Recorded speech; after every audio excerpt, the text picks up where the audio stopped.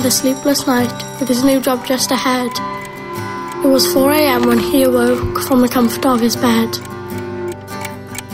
It's 4:45, his clothes are on, his mum is filled with fear. He has a snack box of bread and cheese. Goodbye, my son, take care.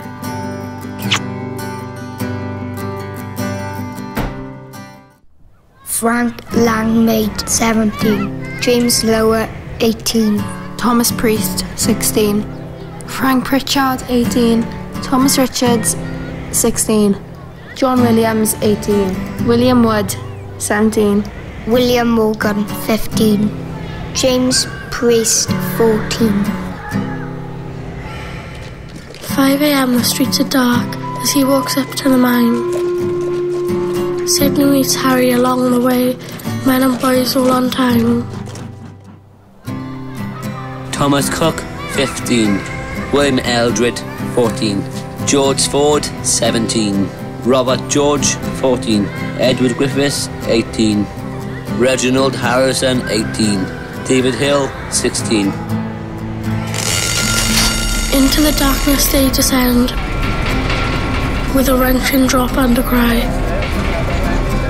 Deeper and deeper down they go, to the bottom they reach with a sigh. Albert Pritchard, Samuel Bird, Thomas Davis, William Davis, Thomas Stanley and Thomas Evans, Evan Twining, James Twining and John Twining.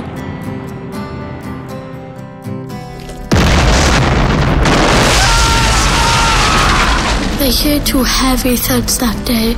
Smoke and dust filled the air.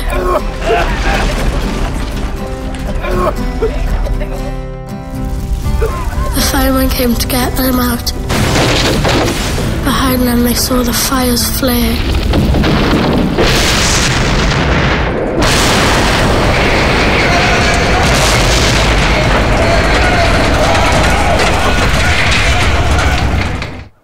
Alfred Tudor, 14.